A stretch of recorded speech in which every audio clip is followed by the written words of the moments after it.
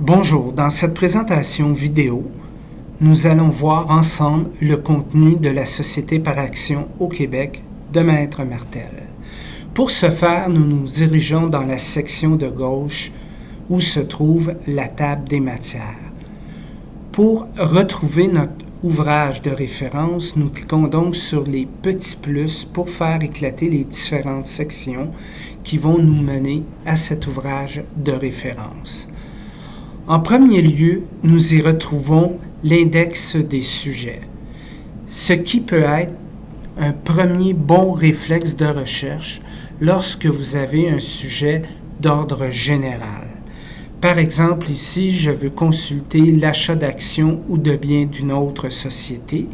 Donc, par le fait de cliquer dessus, en arrière-plan, l'index va me permettre de retrouver le ou les commentaires selon le sujet traité.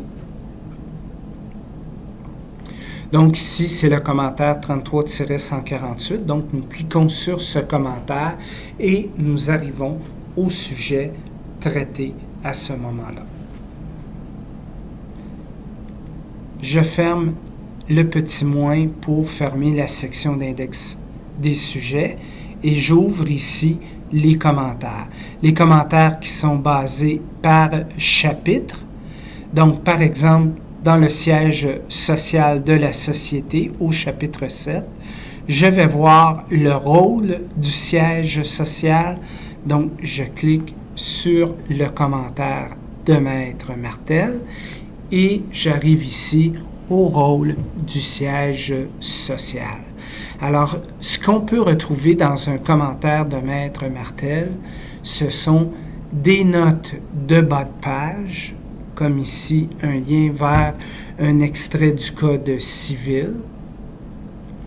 Ce peut être aussi directement un lien en particulier sur un article, comme par exemple ici l'article 307. Donc, je peux cliquer sur le lien souligné. Ça va me permettre d'arriver directement dans l'article et de consulter les références s'il y a des abonnements, par exemple, dans la législation du Code civil ou de jurisprudence.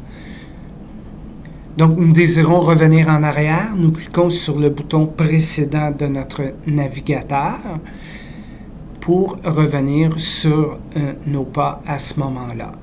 On peut retrouver également la jurisprudence donc, qui a été sélectionnée. Donc, par exemple, ici, il est mention d'une jurisprudence de l'affaire Dunn contre Whiteman. Alors, nous cliquons tout simplement sur la jurisprudence en tant que telle. Elle va s'afficher à l'écran sous format PDF. Donc, il s'agit tout simplement de cliquer sur le logo PDF et à ce moment-là, le logiciel, lui, va ouvrir en arrière-plan Acrobat Reader et par la suite, le jugement sous format PDF. Et voilà. Donc, nous avons le jugement au complet. Donc, comme nous sommes sous format PDF, si vous désirez l'enregistrer ou l'imprimer, il faudra prendre donc la barre d'outils ici située en bas d'Acrobat Reader. Donc, ça, c'est au niveau des commentaires. Donc, je vais revenir donc toujours sur mes pas ici pour revenir à mon texte principal. Je ferme la section des commentaires et les différentes autres sections s'il y en a d'ouvert. Question d'avoir un meilleur visionnement de la table des matières. L'autre section, ce sont les formulaires. Donc, présentement, on a près de 400 formulaires classés par chapitre. Donc, il y a deux façons de consulter ces formulaires-là. Par exemple, au niveau du capital action, on peut cliquer directement sur le chapitre en tant que tel, où on va avoir les commentaires de Maître Martel. Et si on descend dans le bas, à ce moment-là, les différents formulaires qui vont apparaître. Alors, pour ce qui est du formulaire, un peu comme on a vu avec la jurisprudence, nous cliquons sur le logo du traitement texte. Donc, il y a deux façons de consulter soit le formulaire ou de le modifier. Donc, à ce moment-là, on peut prendre l'option « Ouvrir », donc qui est la première option qui va ouvrir à ce moment-là. Il va télécharger le formulaire et ouvrir notre traitement de texte. Alors ici, nous allons pouvoir que modifier ce qu'on a dans les champs en gris, étant donné que c'est un formulaire protégé en Word. Par contre, si vous désirez modifier le formulaire, il existe un autre moyen de le faire. Donc, je vais tout simplement quitter ici mon format Word.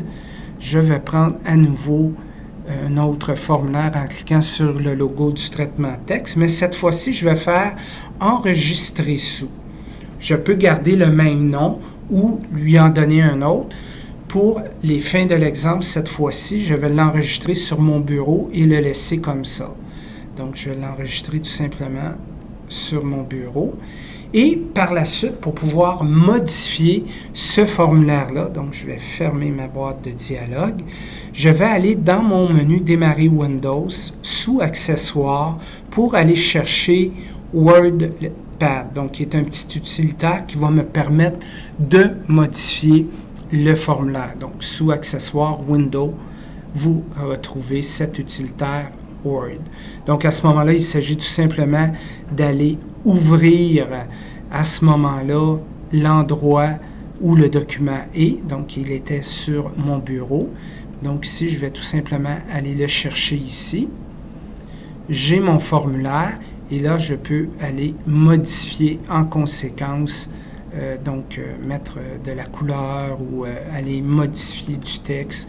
Je désire enlever formule cette œuvre, je peux le faire. Donc, comme la protection n'existe plus, à ce moment-là, on peut aller modifier le formulaire en tant que tel. En ce qui a trait au formulaire, note importante, si vous vous apercevez en cours de route qu'il y a un formulaire qui n'est pas à jour, c'est que on attend la modification que va faire le gouvernement de ce formulaire-là. Donc, tout ça se fait de façon continue par notre équipe éditoriale. Donc ça, c'est pour la section formulaire. Par la suite, nous retrouvons une liste des tableaux. Alors, la liste des tableaux qu'il y a au travers des commentaires de Maître Martel nous permet d'avoir un raccourci pour aller directement à ce tableau-là en question. Par exemple, je sélectionne « Variation du test comptable ». Je clique sur le paragraphe qui le contient, ici. Donc, lui va aller rechercher à ce moment-là directement le tableau en tant que tel.